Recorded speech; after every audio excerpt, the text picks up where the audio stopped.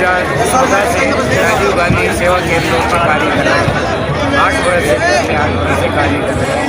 सरकार नाम मात्र का प्रदर्शन है और 2017 से ग्राम पंचायतों में सरकार द्वारा ई-मित्र प्लस मशीन लगवाई है। ई-मित्र संचालक को उसी मशीन का ऑपरेटर बाकायदा SSO ID मेल की और हमारी अटेंडेंस ग्राम पंचायत कार्यालय में ऐसा कोई कर्मचारी नहीं है जिनकी बायोमेट्रिक उपस्थिति होती है। और अगर अभी 2021 में दिसंबर में हमारी फीस हाजिरी होती, अगर फीस हाजिरी से कम होती थी तो पेनल्टी लगती थी हमारी। और अभी 2022 में 12 हाजिरी से कम हुई, नेट की कनेक्टिविटी भी नहीं आती हमारी।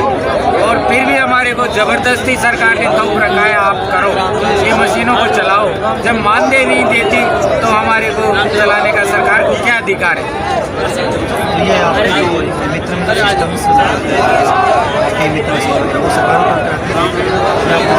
हमारा खुद का है, मोबाइल से चलाते हैं। सरकार के कोई मोबाइल नेट काम नहीं कर रहा है। सरकार ने 2 नेट लगा रखे हैं, BBNL और राजनेट, दोनों बिल्कुल फ्यूज है, नाम मात्र के लग रखे। एक भाई ये यहाँ बैठा हुआ है शायद, उसकी पंचायत में भारत निर्माण राजीव गांधी सेवा केंद्र IT हब में लाइट भी नहीं है और नेट भी नहीं है। और सरकार वाह लूट रही है कि साहब हमने हर पंचायत क्षेत्र में कर रखी है सब व्यवस्था। आमजन को कोई लाभ नहीं मिल रहा, तो सरकार से मांग है कि हमारे को मानदेय दिया जाए उस मशीन का चलाने का। ऐसे हमने जोधपुर हाई कोर्ट में भी 1948 अधिनियम के तहत न्यूनतम मजदूरी के लिए हाई कोर्ट में रिट लगा रखी है।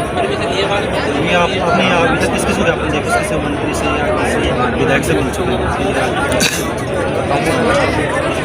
इस मामले में हमने जिला स्तर पे भी दे दिया है। हमारा डिपार्टमेंट है सूचना प्रौद्योगिकी संचार विभाग, उनके ACP को दे दिया है कि हमारी मांग नहीं मानी गई तो हम 1 तारीख से हड़ताल पे रहेंगे। ई-मित्र प्लस मशीन पे अटेंडेंस भी नहीं लगाएंगे और ई-मित्र का कार्य भी नहीं करेंगे। कोविड में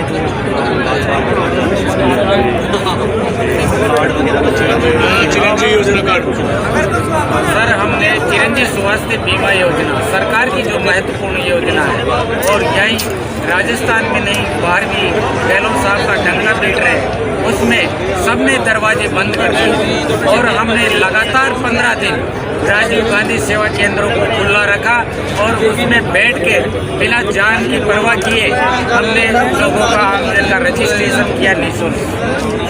आपका सरकार से जो मांगे आपने बताया इनको आपको छुट्टी रखी जाए,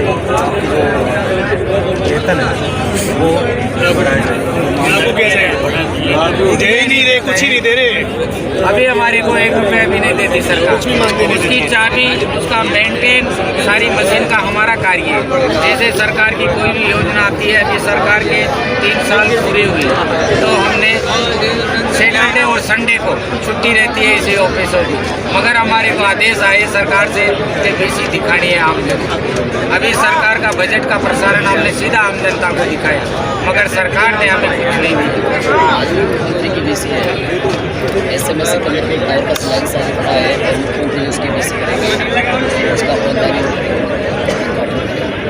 उसकी BC हमें ग्राम पंचायत लेवल पे करनी है। हम लोगों ने उसको बंद कर रखा है, ग्राम पंचायतों में ताले लगा रखे हैं और हम अपने आवंटन से सरकार हमारी मांग है जब तक नहीं आने तब तक सरकार, मैं तो ये करूँ सरकार है जो राजस्थान इस बात की आप मीडिया के माध्यम से सरकार से आप खुद भी पूछ सकते हो कि आप राजस्थान में किस तरीके से वाहवाही कर रहे हो। हिंदुस्तान में जो एक ई-मित्र संचालक है, ग्रामीण क्षेत्र में जहाँ नेट की व्यवस्था नहीं होती है, वहाँ बड़ी मशक्कत से अपना सेल्फ नेट लेकर खुद आपके प्रसारण को सीधा आमजन को दिखाता है। गाँव गाँव डांडी इस मुख्यमंत्री स्वास्थ्य बीमा योजना का गहलोत साहब का उड़ाने 5 लाख के तमाम राजन 10 लाख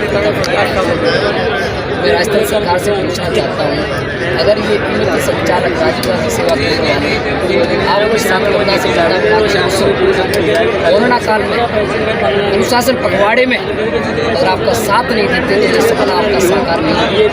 लेकिन मैं गहलोत साहब से ये पूछना चाहता हूँ कि इन ऑपरेटर ने आपके साथ क्या गुनाह किया है? आपकी 400 सेवाओं को आपकी सरकार के साथ और आम जनता के साथ दोनों का तालमेल बना के दोनों को फायदा दिला रहे हैं। आपकी भी वाहवाही कर रहे हैं और आम जनता भी बदनाम कर रहे हैं, लेकिन हमको हमारा गलामत हो तो हमारा भी परिवार है। आप हमें 1 रुपया भी नहीं दे रहे हो गहलोत साहब, और उसके बावजूद भी आप हमें पेनल्टी लगा के 375 और मंत्र लगा के हमारा शोषण कर रहे हैं। हमारा भी परिवार है, हमारा भी घर है। एक बार राजीव गांधी सेवा केंद्रों पर कभी भी अकस्मात सूचना देकर नहीं, अकस्मात जाकर देखो। जो आप इसी बजट में बीडी कल्ला साहब ने ई मित्र संचालकों को घेरा था, बार बार वो घेरते हैं कि ई मित्र प्लस ऑपरेटर चोर भी है। मैं आपसे पूछना चाहता हूँ, आपने कभी चोर को घेरा दिया था क्या? अरे जो चोर है उनमें पेनल्टी लगाओ, उनका लाइसेंस निलंबित करो। अगर कुछ चोर है बेगुनाहों को सजा क्यों दे रहे हो? 11,500 लोगों के परिवारों को तकलीफ कर रहे हो। आप जो BA पास लोग हैं, बेरोजगार लोग हैं, आप उनको 3,500 और 4,000 रुपये, और हम आपके साथ कंधे से कंधा मिलाकर आपकी योजनाओं को धरातल पर लेके आ रहे हैं, प्रचार प्रसार कर रहे हैं, सोशल मीडिया पर कर रहे हैं। आपकी योजनाओं को व्हाट्सएप के माध्यम से, ट्विटर के माध्यम से, फेसबुक के माध्यम से हम वायरल करते हैं और हर इंसान को बताते हैं। ग्राम सभा की कोई मीटिंग होती तो हम आप जनता को समझाते हैं सरकार ने ये स्कीम लॉन्च की है और आप इसका रजिस्ट्रेशन जन्म से लेके मृत्यु तक। जब एक बच्चे को जन्म देती है तो उसका लेखा जोखा संचालक ही करते हैं, ना कि राजस्थान सरकार करती। उसकी दूसरी पीढ़ी में बदलाव होता है तो उसकी शादी होती है भाइयों, और वो शादी के बाद में भी उसका प्रमाण पत्र देते हैं तो ई मित्र संचालक। और जब इस दुनिया से बेचारा वो विदा होता है तो उसका मृत्यु प्रमाण पत्र भी देते हैं तो ई मित्र संचालक ही देते हैं। जब हम ही लोग आम जनता के भविष्य को नहीं सुचारू करेंगे, हम लोग ही, आज कोई भी व्यक्ति ऐसा कोई विभाग नहीं है जो हमारे बिना चल सके, क्योंकि हम राजस्थान का नहीं, हिंदुस्तान की रीढ़ की हड्डी का एक हिस्सा है, अहम हिस्सा है डिजिटल राजस्थान। तो राजस्थान का सपना साकार, मैं गहलोत साहब से निवेदन करना चाहता हूँ कि ई मित्र संचालकों के ग्रामीण क्षेत्र में बैठे हुए हैं, ई मित्र प्लस ऑपरेटर, इन पर शोषण और अत्याचार, इनको जो कंप्यूटर ऑपरेटर की न्यूनतम मजदूरी है अगर वो भी आप पे नहीं दी जाती है तो जो गड्ढे खोदते हैं मेरे साथी मनरेगा के तहत, जो आपने नवसृजित ग्राम पंचायतों में जो जगह निकाली है, वो नवसृजित ग्राम पंचायतें पूरे राजस्थान के अंदर प्रत्येक ग्राम पंचायत के कंप्यूटर ऑपरेटिव मनरेगा के तहत आप जगह निकालो और हम ई मित्र प्लस ऑपरेटरों को राजीव गांधी सेवा केंद्र पे स्थायी नियुक्ति और मानदेय हम मनरेगा के तहत जो 231 रुपये लेने के लिए स्वीकार है, जबकि एक कंप्यूटर ऑपरेटर को 231 रुपये नहीं मिलते। हमको सरकार 1 रुपया भी नहीं देती है। ये तो हमें पता है कि हमारे घर का भरण पोषण कैसे होता है। ऊँट के मुँह में छीना, जो एक कमीशन आता है वो एक कमीशन इतना आता है साहब कि आप सोच भी नहीं सकते हो। 2-2 महीने का कमीशन 700 और 800 रुपये आता है, और उसके बाद में अगर हम पेरेंटी वो अटेंडेंस भी ना लगाएं तो वो माइनस के 350 रुपये है। तो ऐसा अत्याचार तो हमारे राजस्थान में हो रहा है बेरोजगार के साथ। ऐसा क्यों कर रहे हैं? गहलोत साहब वाहवाही लूट रहे हैं। हम तो आशा लगा के बैठे थे कि यशस्वी मुख्यमंत्री राजस्थान के नहीं, हिंदुस्तान के यशस्वी मुख्यमंत्री हैं। हम आशा लगा के बैठे थे साहब कि आप हमारा भविष्य बनाओगे, हम आपके साथ कंधे से कंधा मिला के जुड़े हुए हैं कि आप हमारे 11,500 परिवारों का भरण पोषण करवाओगे, और 11,500 नहीं, हमारे भी परिवार है, हमारे भी बच्चे हैं, उनके भविष्य की रक्षा करो, आगे का भविष्य सुचारू हो।